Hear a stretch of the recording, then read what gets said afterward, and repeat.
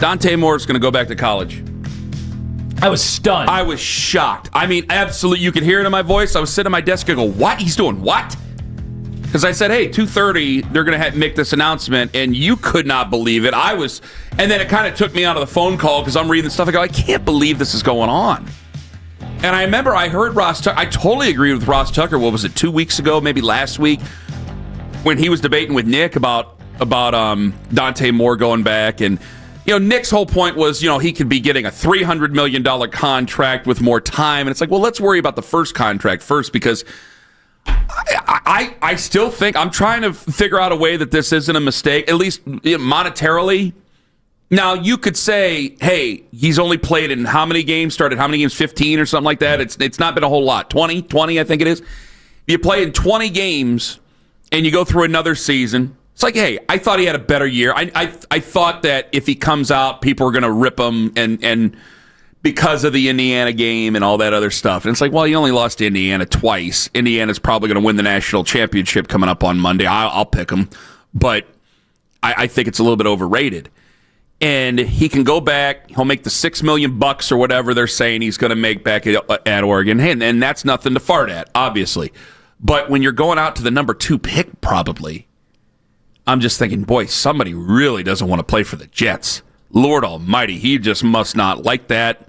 And he must think that that's a terrible investment, which is, I'm not trying to point fingers. I understand our situation, and we're going to have our ducks in a row someday as it's looking right now. So I can't go out there and just go ripping the Jets all day long over a guy not wanting to play for him. Because I think that had certain motivations to it as well. You think it's as simple as that, though? I don't think it's that simple, but I think that might be one of the prevailing things, because we've been talking about, well, we could trade up for Dante Moore. We could trade up. I'm like, why would the Jets trade out at number 2? Why would they trade out at number 2? Well, they got all these picks. Yes, and they can use all those picks to help out Dante Moore, because I'm already getting the arguments where he could very well be QB1. My argument against him going back, and I'm sure you're going to say the same thing, so I don't know how far we really have to go on all this, is that you'll probably be number 2 again next year. If you play just as well as you did this year. If all goes well. Exactly. If you play just as well as you did this year, and he played really well. Yeah. 30-plus touchdowns, only 10 picks. He's a really good QB. His arm talent is off the charts. And the talent is there. Now, I thought that there were a couple things that he threw into that were problems. But I'm going, if Arch Manning, if he has a full year, like the second half of this last year, he's going number 1. He's going to go number 1. And we could all rant and rave and yell at each other about it. Owners are owners. That last name is there. It's just going to happen. It's just business. So he could play really well. You'll still be taking number 2 overall. So, yeah, I guess you could make an extra $6 million, maybe roll the dice on who's going to take you at number 2 overall. Probably still not going to be a great spot. Probably could be the Jets. Or...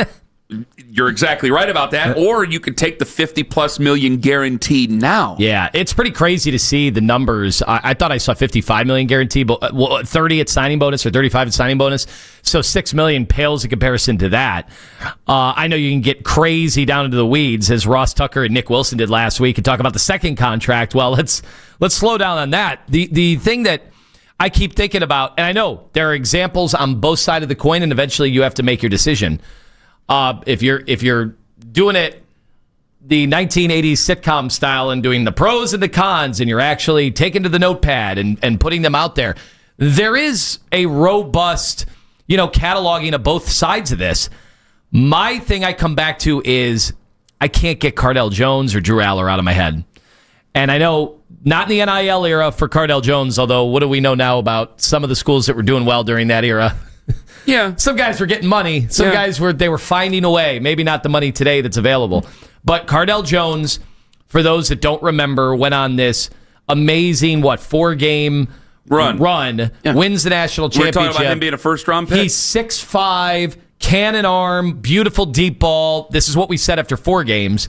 And he was also able to truck guys. You want to talk about a bush push. Like, he could do all that stuff. You saw it on display in route to a national championship in 2014 with Ohio State.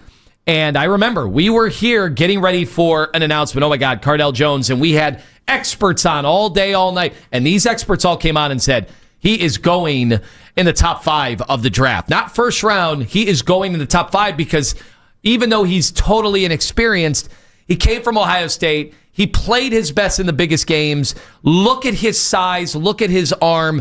And there are going to be a bunch of NFL coaches that say, I want that. I can work on that. Yeah. And what did he do? He came back, and Ohio State played like 3 quarterbacks the next year, and it was a total disaster. He gets drafted in the 4th round, I think it was. And, who knows? He might have been a bust in the 1st round, but the difference would have been the guaranteed money. He's the cautionary tale. Now, he played, that was such an obscene amount or little amount of games to play that it would have hit him. He got exposed that second year, last year. I hate to say it. But on the other side of it, it's like, all right, like Justin Herbert went back, and there were a lot of people who were upset with Justin Herbert when he went back. He's afraid. I think the Giants were going to take him. He's afraid. He's afraid of expectations. He's afraid of the NFL. Now, I wouldn't put him in the top 1%, but he's a pretty good quarterback, and he was certainly a better quarterback coming out than Tua it can out help. of that class. 100%. It can help, guys. So it can help. And, I mean, hey, he can get a little bit more seasoning. My issue is that there is paralysis by analysis, and so we'll probably sit there all next year, and every single throw will be dissected. See, what changes with Arch Manning, every single throw has been dissected his entire career, the entire way forward. So it's not like, well, now Arch Manning's going to be the quarterback at Texas. We were already doing that last year and really in some of the games that he was in the year before. So that's already going to happen. He's already responded to that pressure.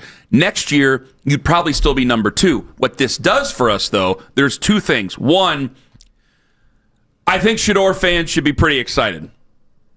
Because right now, after that decision, because it's like, well, we could get crazy. We could get squirrely. You do have that second first-round pick. Maybe the Jets would do it, and you know what? I'd be very leery of the Jets if they were to move out of that spot so you could go up there and get Dante Moore. What do I not know about Dante Moore? However, but now that's out of the equation. That's out of the equation now, and unless they do something really, really silly, which I will not like it, and some people, and so many of you guys get this confused where you go, you just love Shedeur Sanders. I like Shedeur Sanders. I don't like Ty Simpson enough to just take him at the back end of the first round just so we stop having Shedeur Sanders arguments. I want to do what I think is right. I would not long advocate term for that. For the Browns, and this is coming from you. I don't want to make the wrong investment in the first round because now this draft class is what it's number 1 overall is going to be Fernando Mendoza. Then it's Ty Simpson. Then Cade Klubnik and Trinidad Chambliss, Drew Aller's in there, Garrett Nussmeier's in there. Like it went from 1 and 2 to now it feels like a 1 QB draft where maybe Ty Simpson goes up. And I saw yesterday people slamming the draft the entire first round. They said this is one of the weaker first rounds we've had in a while. I know we get caught up in trying to overanalyze these things, and there's more talking heads than ever before. And I think you're going to start to find more of that coming on because one, you don't have as many quarterbacks, and I think we're leery of them because of all the transferring that goes on, and I don't think that they get a whole lot of chances to show what they can do for everybody, playing in a system, learning as they go on. So there's certain things that Dante Moore can help himself with by going back. But man, I just think it's a mistake by him personally. Forget being the Browns, forget the Jets, forget everything. I felt it was like yelling at a guy on Deal or No Deal when they're like, well, I won't take this briefcase. Let's keep going. It's like, no, take the deal. Look at this deal. This is a great it is so much money. $50+ million guaranteed. There's a boatload of cash here. Worry about the $300 million contract when you get to the $300 million contract. You still got 4 years. There's so many seasons you have to be healthy to get to that. Yeah, you got to get 3 good years in, then you start talking about that second contract. I know. Ty Simpson's name is going to now, just by default, because there's no quarterbacks, Ty Simpson's name is going to be brought up a ton. Well, and that's another thing and he really suffered with his line breaking down. He could not overcome, the deficiencies in the line. Now, you could probably say that about a bunch of kids in college.